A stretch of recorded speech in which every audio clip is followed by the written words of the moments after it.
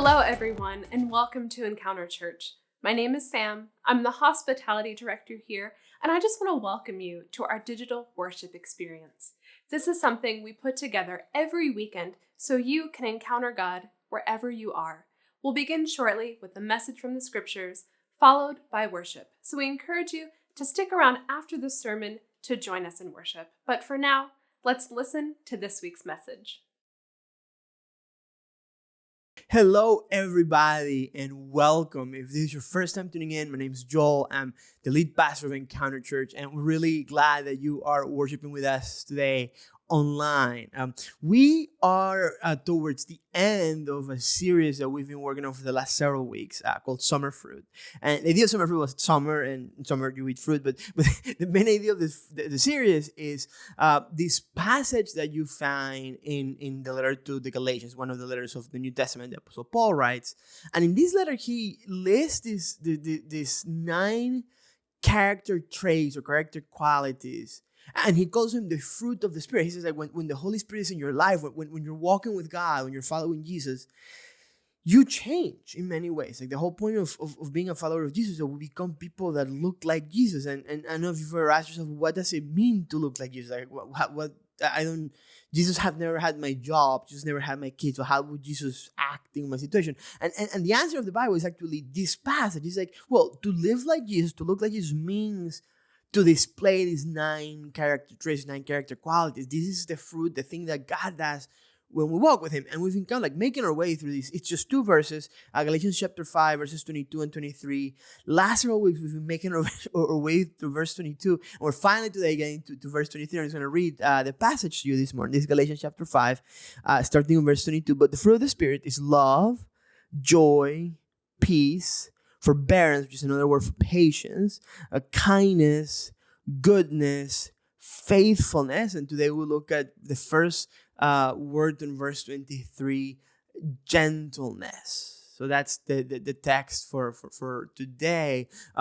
When I must have been 3 or 4 years old. I'll be honest, I don't remember this. It's just kind of like the lore of my family that sort of has been passed on to me. When I was a little boy, in my house, my parents had this big bookcase, and it was one of those old school bookcases that has kind of like these little doors, and they were glass doors. It was like a wooden bookcase, and then this glass doors that went all the way up, and at some point I'm playing with it, and the book is kind of like standing like behind our dining room table. So, and I'm just playing around like little kids do, and I somehow managed to tip over the bookcase, and the bookcase falls over me. But because I'm between, the dining room table and the wall, the bookcase falls over me and falls on the dining room table, kind of like a triangle, and I'm like in there, sandwiched in between those 2 things. It doesn't touch me, but because it's glass, the glass shatters, and I'm just covered in glass head to toe. And in the house, it's my mom and kind of like, call my nana. It's like this lady that used to take care of me, and it's just the 2 of them. And my mom kind of like has this moment of panic, and my nana says like, no, don't worry, it's okay. And very gently, little by little, they start taking every single shard of glass from my hair, from my face, from my arms. Now that we have our boy Jack, and he's 9 months old. He doesn't walk yet, and trying to change his diaper is like trying to defuse a bomb. It's just like impossible because of how much he squirms and he moves. I cannot imagine the amount of patience and gentleness that it took to take all these shards of glass, because apparently like the legend is like nothing happened to me. Like there was not a single cut. It just this crazy thing that could have gone way worse, but it didn't. And whenever I hear the word gentleness, I think about that story. I think about, in certain circumstances, there's situations, the importance that it has to be gentle and to take, treat things with care. And thinking about that and thinking about this week's topic, and I think it's important because I feel like gentleness is one of those words that, because of how we use it currently, I think it's a lot of times easy to dismiss its importance. Like some of us think that it only applies for to certain people. Like if your personality is the type of personality that's gentle, then of course you should be gentle. But if I'm not like that, then I shouldn't be expect to display gentle. Or even worse, like some people actually think that the gentleness can be a bad thing, right? For some people, gentleness sounds more like wimpiness, right? Like it's a person that's not assertive, or that's very quiet, or like too sensitive to other people's feelings and doesn't care about their own feelings or needs, and doesn't like lead to any conflict. And because of that, certain people that the gentleness just doesn't sound not only not appealing, but actually sounds like a bad thing. Like if you have a certain vision of what masculinity ought to look like, if you think masculinity is about strength and power and asserting yourself over others, and gentleness sounds like a bad thing. Or for some people, gentleness sounds like that's a type of attitude that leads for people being taken advantage of. Maybe, and this is important to consider, like maybe you've been in some sort of abusive situation, and the idea of being gentle kind of like scares you, because that sounds like the recipe for experiencing more abuse, right? And one of the things that we've been learning through this series is that every one of these character attributes, there's this version of understanding of that word that we have in the world. But when we turn to the scriptures, when we look at how the Old Testament treats these words, how the New Testament treats these words, a lot of times we see that there's like a little bit of a redefinition of what this means. That the writers of the Bible had this different, more profound idea of what this character, traits might be. And the same is true, by the way, for gentleness in the New Testament, in the Greek, where which is the language in which the letter to Galatians is written. The word for gentleness is the word prautes. And the word prautes has a couple different meanings. Like if you look it up in the dictionary, it can mean something like translates as gentleness. It also can translate as meekness, or it can translate as humility. And this word is in turn the translation of an older Hebrew word called anai. And anai is a much more broader word. Like if you remember some of the things we're saying, it's like how the Hebrew language is a little bit different. And in that, in the Hebrew language, gentleness can mean a number of different things, from like meekness and humility. Even though it can also mean to be poor, to be afflicted. It's like this very broad word that has a lot of different meanings. And I think that's interesting because, you will see in the Bible that God himself uses this term of anai, or this term of proud, this term of gentleness, to describe himself. You have to even see Jesus talking about that. Jesus, one of the first things he says is that he is meek and humble in heart. Actually, I want to read you the passage where he says this in Matthew chapter 11, verse 28, and I want to read you the newest translation that we use, which is the latest version of the New International Version. It says, "Come to me, all you who are weary and burdened, and I will give you rest. Take my yoke upon you and learn from me, for I am gentle and humble in heart, and you will find rest for your souls." If you maybe memorize this verse from the earlier New International Version translation, you would have seen that they didn't use the word gentle, they would use the word meek. These two words are sort of interchangeable. They're synonymous. And I find that interesting because this idea of meekness is this incredibly fascinating concept, right? Like if you think about somebody that is meek, you usually think about somebody that's maybe shy, or that's not too assertive. Maybe you use a word like somebody that's tame. And some people are like that, naturally. And, for example, me, in spite of the fact that I'm very comfortable talking in front of a crowd, I'm actually when I'm with strangers, I'm a very, very shy, kind of meek person. Just when I get to a corner, I don't want anybody to talk to me. I don't want to talk to anybody because I get very nervous and very shy. In those settings, if you don't know me, you could think that I'm meek, right? But that's a personality trait, right? Like some people have certain personality traits, and some people don't. And we hear the idea of gentleness. We think, well, that's one that doesn't apply to me. Or we think that meekness means weakness. That to be meek means to be a pushover, or somebody has no self-confidence and that lets others take advantage of them, and that doesn't that doesn't sound like a good thing to be. But the fascinating thing in the Bible is that meekness actually isn't that. If you remember how I said, that one of the terms that we use for meekness is kind of somebody being tame. Well, there's a reason for that because, one of the Greek, connotations of the word for meekness or for gentleness is actually this idea of taming animals, like horses. And the idea of taming an animal is to get them to control their strength, right? Like a horse has all this speed and all this strength, and you need to be able to have a horse that won't just run off every time they're on the open. They won't just attack anybody or lose or control anybody. But taming is training them to kind of like hone in their strength or controlling their strength, to knowing when to do something and when not to do something. And that kind of like gets at the core of what gentleness is.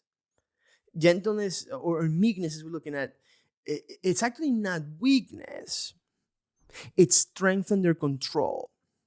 If you remember that Matthew passage we just read, that Jesus, who is the Son of God, right? He says that he's meek and that he's gentle and humble in heart. This is the same Jesus that the Bible says from whom everything was created, and that everything was created for him and by him, who God has exalted above anyone else, who sits at the right hand of the Father, who's all the power and all the authority. That Jesus is the same Jesus that says that he's gentle and humble in heart. How can Jesus be gentle? How can Jesus be meek? And well, if you think about it, like the whole of the incarnation, Jesus coming into earth is actually, I would argue, an exercise in meekness. Like God comes down as a baby and he grows up in poverty, and he's announced to shepherds, and pretty much he lives as this wandering homeless man during his ministry. The Apostle Paul in the book of Philippians, this very famous passage in Philippians chapter 2 says about Jesus, who being in very nature God, did not consider equality with God something to be used to his own advantage. Rather, he made himself nothing by taking the very nature of a servant, being made in human likeness, and being found in appearance as a man, he humbled himself by becoming obedient to death, even death on a cross. And what he's saying is this fascinating, the tension of things in Jesus, that Jesus is God, has all this power and majesty and glory. And somehow when God steps into human history through Jesus, that power and the majesty and the glory are there, but they're kind of like tamed down. The language is like he humbles himself.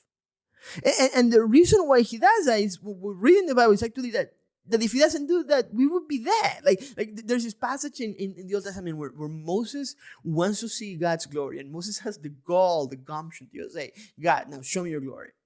And God says to him, you cannot see my face, for no one may see me and live. And I don't think the guy is saying, if I show you my face, I have to kill. He's like, you can't handle my glory. You're a puny human being.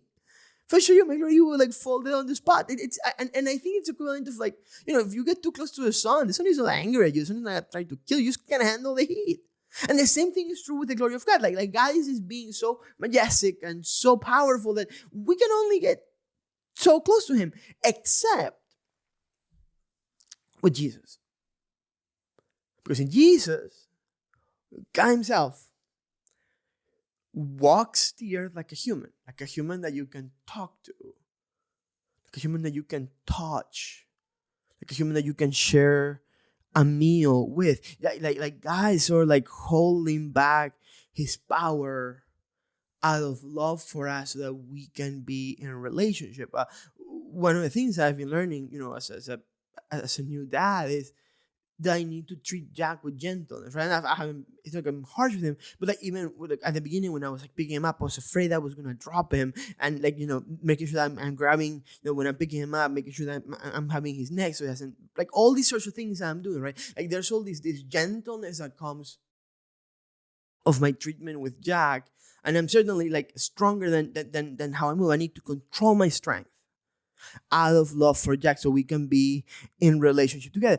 And that is the type of gentleness that the Apostle Paul says in this passage in Galatians the Holy Spirit can produce in us. Now, I think there's two important things to know and dwell if this is true. The first thing is that one of the keys for a fruit of the Spirit to be produced in our life is our understanding of how that fruit of the Spirit, or that quality, the character trait, is present in God. And the question then becomes, do we see God as a gentle God? Because I think a lot of us don't, for a number of reasons. Maybe for you it's past trauma, like you've experienced profound disappointment and hurt and pain, and like life has been anything but gentle to you. And it's so hard to imagine that God could be gentle. Maybe you've had bad experiences with people that were supposed to be gentle to you and they weren't. Parents, friends, spouses. And because you have experienced harshness from them, it's so hard for you to relate to God as a God of gentleness. And part of how God changes our mentality of this, one is through Jesus Christ. As I told you, like, Jesus is the ultimate demonstration of the gentleness of God. Jesus is the gentleness of God. That when we come to see, okay, the incarnation, Jesus coming into the world, Jesus becoming a human being, is God actually restraining his power and his strength just so that we can have a better interaction, that we can get to see one another face to face and get to know each other. That is a demonstration of gentleness. But I would argue that another part of that is that a lot of us don't allow for God to interact with us in a way that is gentle. And what I mean by that is that for a lot of us, our experience with God is limited to either, going to church on Sundays, maybe saying a short prayer here and there, maybe you read like a verse of the day type deal, and that's the extent of your experience with God. Maybe for you, it's like you like to listen to podcasts or like worship music, and that's great. That's great, right? Like I grew up, for example, in the charismatic movement. And in the charismatic movement, like our most of our interactions with God were supposed to be these big, emotional, huge static moments, right? Like you had to have the music pumping and everybody had to be like super expressive. And like that's kind of like where you felt like the power of God, the presence of God was. And I actually think that it's partially true. Like God can manifest himself in all of those settings, and all those things are important. But I think that part of the problem of why we don't see God as gentle is because we're never in a setting where like there's enough time and space and quietness for us to notice how gentle God can be. There's this fascinating passage in the book of First Kings, the story of Prophet Elijah. Prophet Elijah is on the run for his life, and he has this encounter with God, and God tells him that he's going to meet with him. I just want to read you a couple of verses. First Kings chapter 19, verse 11. The Lord said, "Go out and stand on the mountain in the presence of the Lord, for the Lord is about to pass by." Then a great and powerful wind tore the mountains apart and shattered the rocks before the Lord, but the Lord was not in the wind. After the wind, there was an earthquake, but the Lord was not in the earthquake. After the earthquake came a fire, but the Lord was not in the fire. And after the fire came a gentle whisper. When Elijah heard it, he pulled his cloak over his face and went out and stood at the mouth of the cave. Then a voice said to him, "What are you doing here, Elijah?" Do you notice that God is actually in the gentle whisper? There's the earthquake and there's the world, all these things, and God is in the gentle whisper. And I think that a lot of times that can also be true in our lives. The part of the reason why we're not hearing from God is because we're expecting God to be in the big, like you're expecting God to meet you sometimes, through in your terms, like in the worship song that you're listening to at the time when you pray like the quick prayer, or maybe you show up on Sunday and my message has to have all the answers to the problems in your life, and that's how God needs to speak to you. And a lot of times God is waiting for us to be quiet enough, to be silent enough, and in a gentle whisper speak to us. And when that happens, all of a sudden we have experienced the gentleness of God. For me, the best practice for that is silence and solitude. We've talked about that before. Silence and solitude is kind of like an extension of prayer, right? It's like Jesus talks a lot about like retreating to the lonely places, that we don't only pray in public, we don't only pray like around our table for our meals, but that we seek moments to be by ourselves in the quiet with nobody around and just be quiet with God. And a lot of times that means that part of our prayer is not just talking, but a lot of times it's just being there and sitting in the quiet. And there's something that happens in those moments that opens our heart to what God has to say. And maybe what we're missing is those experiences of the gentleness of God. And the thing is that when we experience that gentleness of God, well, all of a sudden, we can start also displaying gentleness towards other people. I've been thinking about this, that there's so many people right now that are living Christianity for a number of reasons. And honestly, some of the reasons I kind of I don't blame them for it, right? They've experienced tremendous trauma or pain. They've seen disappointment after disappointment of Christian leaders. They've been rejected by church, all sorts of things. But I think that one of the issues that sometimes drives that is that, Christianity without the gentleness of God can be a very, very harsh, oppressive religion. And we're at a time that's been so difficult and so hard that the last thing that we need is this hard, oppressive thing in our lives. And we're not experiencing that gentleness from other Christ followers. We're not experiencing that gentleness from our leaders. And, faith becomes this really heavy thing that we don't know how to carry. And I think that's what Jesus says in Matthew, come to me, all of you who are weary and burdened, and I will give you rest. Take my yoke upon you and learn from me, for I am gentle and humble in heart, and you will find rest for your souls. What Jesus is saying is, let me be gentle to you. And I believe that as much as we see and experience God as this gentle God, we are going to then become gentle people who transmit that gentleness to others. This is why the Apostle Paul says in another place, be completely humble and gentle, be patient, bearing with one another in love. You see, the key to gentleness is our love for one another, which flows out of our love for God. When I'm gentle with my son, when I pick him up and trying to just exert the right amount of strength, when I left him, when everything I do, the gentleness I have with my son, the reason number one why I do that is because I don't want to hurt my son, because I love my son. And that might seem incredibly, obvious and self-explanatory, but I think that there's a key there, that I control my strength. I control the tone of my voice. I control the amount of force I use in a manner that's directly proportional to my care and how much I don't want to hurt the person that I'm talking to. I'm saying that because I think that part of the problem is that we miss that sense of care for others recently. Like I've seen that a lot in social media. I talk about social media a lot, not because I'm obsessed with it, because I think that that's where a lot of us are living the majority of our lives, particularly during these past few months. And part of what I see is a trend to listen, you need to speak out for yourself. You need to speak your truth. You need to, say what you need. You need to say what you're thinking. And all that is important. I'm stand by it. I don't want you to feel judged. But there's a line that's almost like at the expense of, who cares how other people feel? And who cares how other people take it? I'm just doing the same thing. And the problem for me with that is, when you're putting something in social media is a medium designed for others to interact with. Like the primary target of anything you're posting is other people to read it. So there's a sense in which you are saying that to others, right? But more importantly than that, it's almost like we don't know how to strike the balance without caring for ourselves and,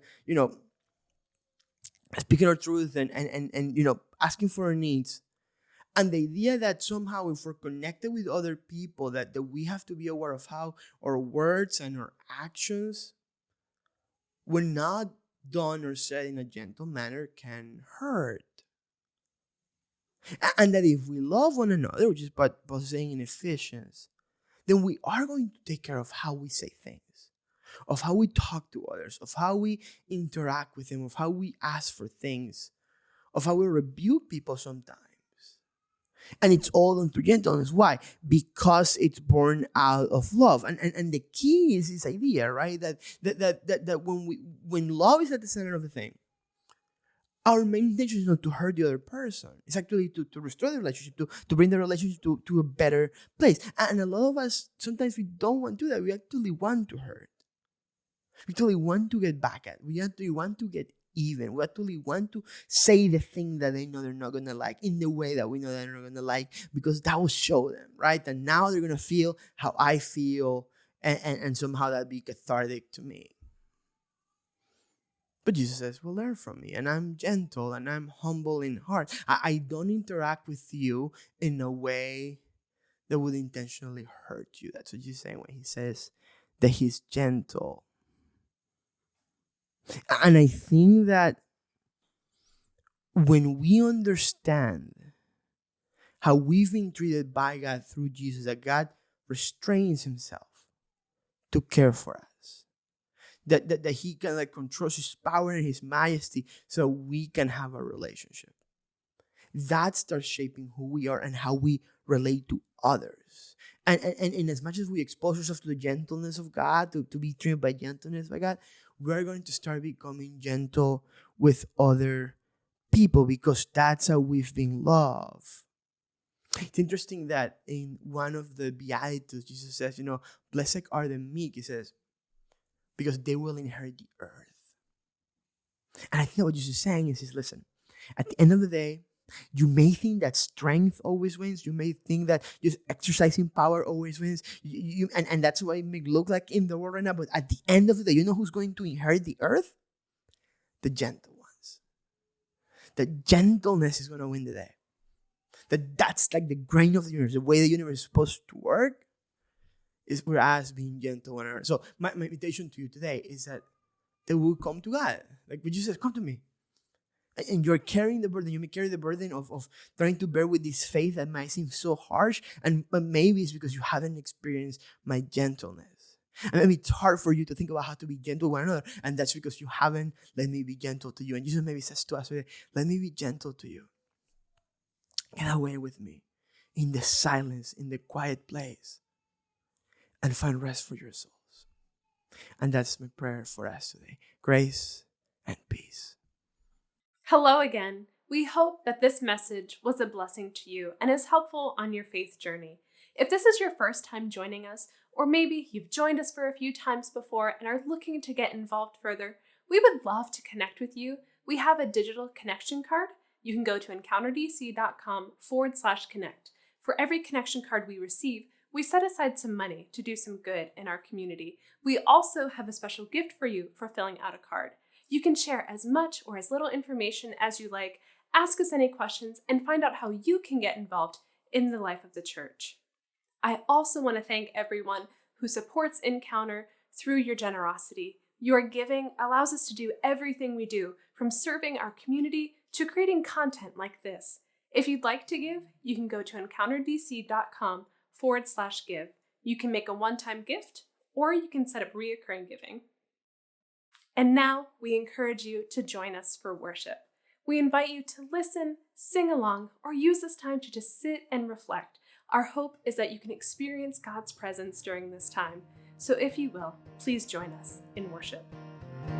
Who breaks the power of sin and darkness, whose love is mighty and so much stronger, the King of glory, the King above our kings,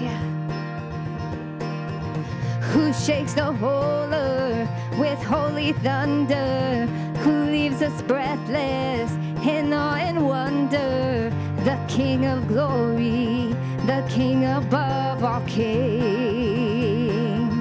This is amazing grace. This is unfailing love, that you would take my place, that you would bear my cross, you would lay down your life, that I would be set free. Jesus, I sing for all that you've done for me. Who brings our chaos back into order, who makes the orphan a son and daughter, the King of glory, the King of glory, who rules the nations with truth and justice, shines like the sun in all of its brilliance.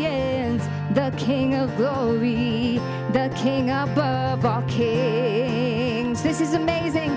This is amazing grace.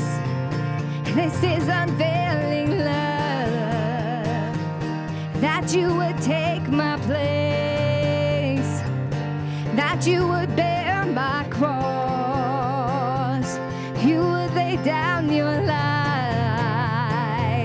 that I would be set free. Oh, Jesus, I sing for all that you've done for me.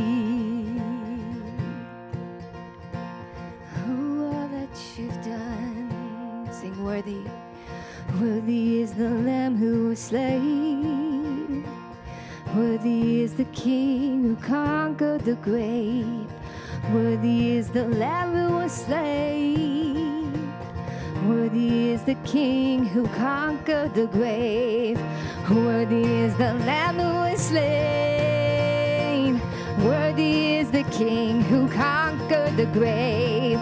Worthy is the Lamb who was slain. Worthy, worthy, worthy. This is amazing grace. This is unveiling love, that you would take my place, that you would bear my cross, you would lay down your life, that I would be set free. Oh, Jesus, I sing for all that you've done for me.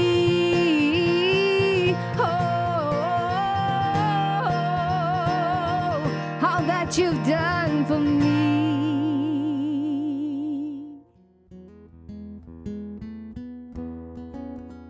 Hold me now in the hands that created the heavens. Find me now where the grace runs as deep as your scars. You pulled me from the set me on a rock and called me by your name, made my heart whole again,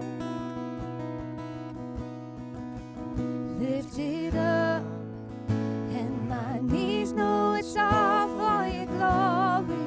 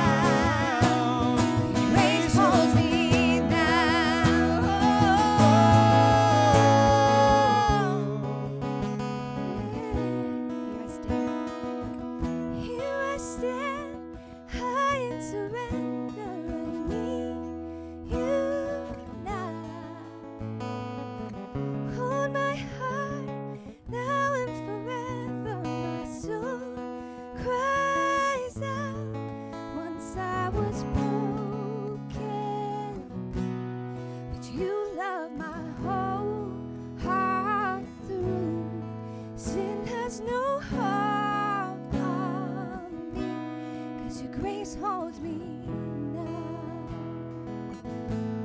Your grace holds me now. Your grace holds me now.